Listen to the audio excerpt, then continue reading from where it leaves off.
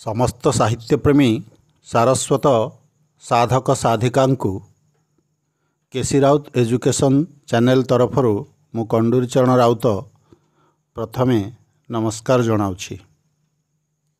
पुस्तक समीक्षार आउ एक अध्याय को आपण मानकु स्वागत।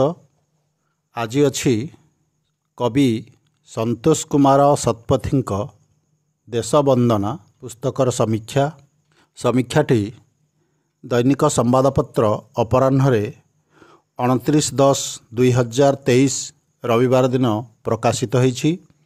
सेथिपाई खबरकागजर संपादक बंशीधर जेना भाई को आंतरिक कृतज्ञता।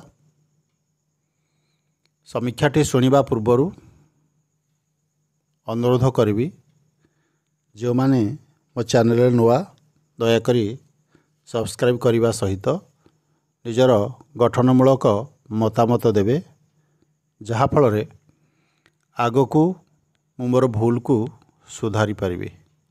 ताले आसंतु शुणिबा। देशवंदना देश प्रेमर मोहन राग। कवि संतोष कुमार शतपथी जातीयतावादी चिंताधारार अग्निसंभवा मानस कन्या देशवंदना कविता संकलन कवि हृदय सागरर उद्वेलित भावराजी। एही आम परिचयरु जहा नहीं भारते पर्यंत मोट 53टी कवितारे देश प्रेमर मोहन राग अनुरणित।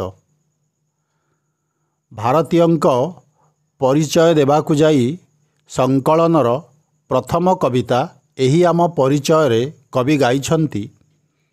सम्मुखे आम सत्य अहिंसा सद्भाव आम आंगिक निशा तुष्टि आमर हृष्ट जिगिषा कोष्ठी मंगलमय भारत मातार संतान आमे एही आम परिचय एही आम परिचय। जननी जन्मभूमिश्च स्वर्गादपि गरीयसी भावना विघोषित होइछि अधिकांश कवितारे। जननी जन्मभूमिर महत्व प्रतिपादित होइछि देशवंदना 1, 2 और 3। सेही मो पवित्र जन्मभूमि, सेही मो प्रिय भारत भूमि, आम देश, जय माँ जन्मभूमि, मदर इंडिया, भारत भारत, वंदे भारत मातरम, भारत आमर माँ, मो देश भारत, भारत माता, भारत दर्शन, भारत मो देश भारत, मो भारत जननीर जय, से परा मो भारत माँ, जहा नहीं भारते मो ओडिशा आदि कवितारे।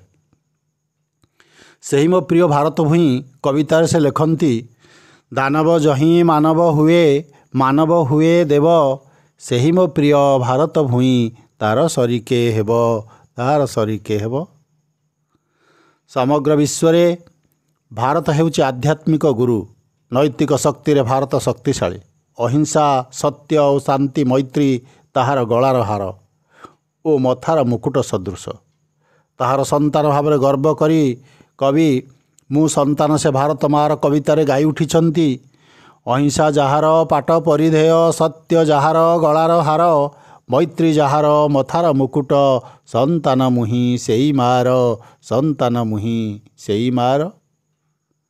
भारत एक मधुर और पवित्र नाम, जो नाम उच्चारण रे प्राण रे अपूर्व शांति और प्रीतिजात हुए, शरीर हुए पुलकित।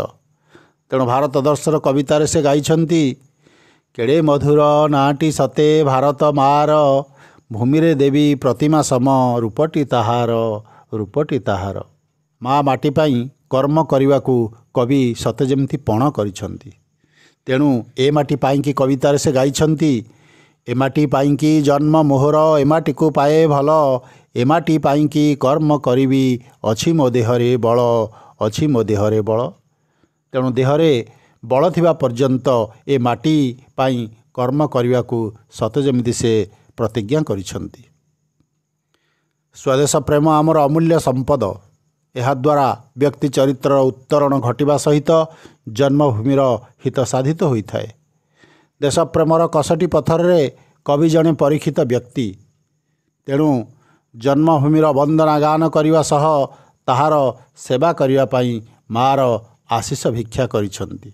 तांक भाषारे रखिबिनी मने मोर केबे बड़ेई करिबिनी काहा सह केबे लड़ेई देखी दुखी दुख नहेबी विमुख सेवा करी जिबा पाई अहंता जाली मोते दे मा आशीष ढाली मोते दे मा आशीष ढाली मोते दे मा आशीष ढाली।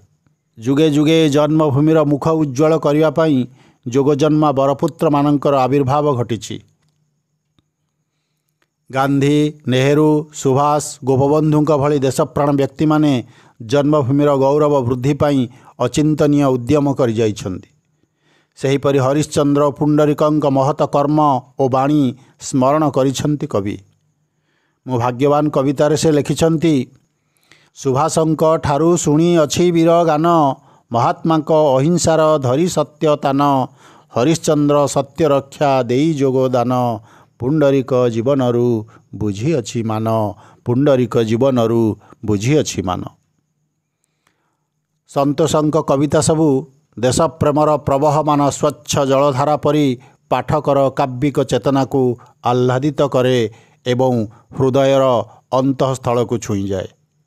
कविंक स्वदेश प्राणता और मातृभूमि प्रीति वास्तव में अनन्य।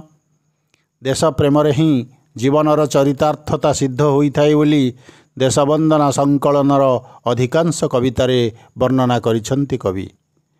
ए प्रकार संकलनरू स्पष्ट बारी होई पड़े कवि संतोष शतपथीଙ୍କ माँ माटी को भल पाइबार नियारापण। आशा करी संकलनटी पाठकों द्वारा निश्चय आदृत हेब। शेषरे पुणी थरे कहबी जदि पुस्तक आलोचनाटी आपण मानकु भल लगी थाए ताले मोर चैनल को लाइक करने सहित नुआ होइथिले सब्सक्राइब करने को अनुरोध रहिली। मु कंडुरीचरण राउत नमस्कार।